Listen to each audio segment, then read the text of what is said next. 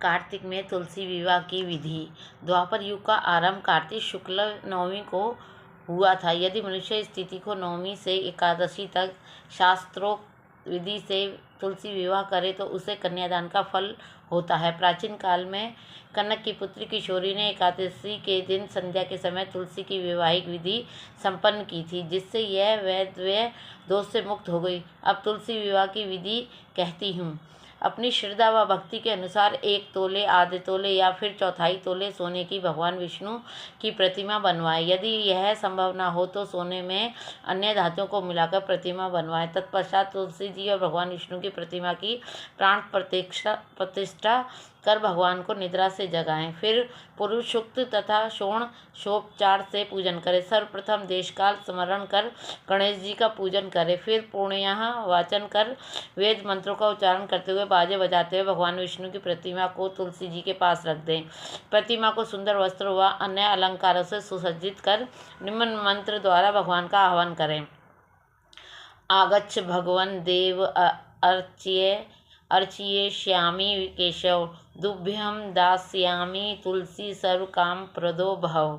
अर्थात हे भगवान केशव, आइए देव, मैं आपकी पूजा करती हूँ, तुलसी को आपकी सेवा में अर्पित करती हूँ, आप मेरे सब मनोरथों की पूर्ति करें।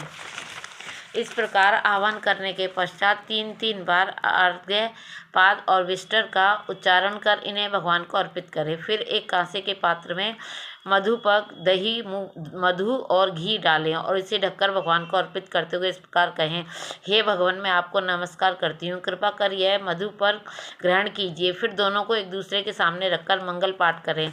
जब सूर्य भगवान कुछ दिखाई देने लगे अर्थात गोधूली बेला में कन्यादान का संकल्प करें और भगवान से इस प्रकार प्रार्थना करें, हे परमेश्वर, आप आदि, मध्य और अंत से रहित समस्त जग के पालनहार हैं।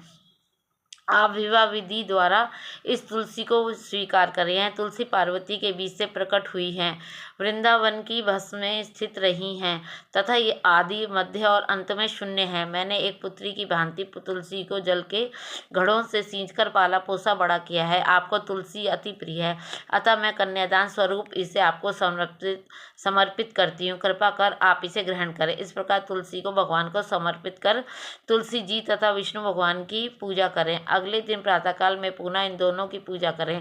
तत्पश्चात आचार्य को बुलाकर या स्वयं होम करें। होम के लिए अग्नि को स्थापित करें। इसमें 12 अक्षर मंत्र द्वारा खीर, मधु, घी तथा तिल मिश्रित सामग्री की 108 आहुतियाँ दें। फिर भगवान से इस प्रकार प्रार्थना करें, हे भगवान, मैंने यह व्रत आपको प्रसन्न करने के लिए किया है। यदि इसमें कोई त्रुटि हो गई हो तो वह आपका प्रसाद ग्रहण करने से दूर हो जाए। आप मेरे द्वारा की गई पूजा से संतुष्ट हो तथा मेरा कल्याण करें। अब आप तुलसी जी सहित वैकुंठ धाम में पधारें। तत्पश्चात तुलसी विवाह का पारायण कर भोजन करें। भोजन में आंवला और बेर का फल खाने से उच्च दोष दूर हो जाता है। भोजन के बाद स्वयं गिरे तुलसी के पत्तों को खाकर पापों से मुक्त हों।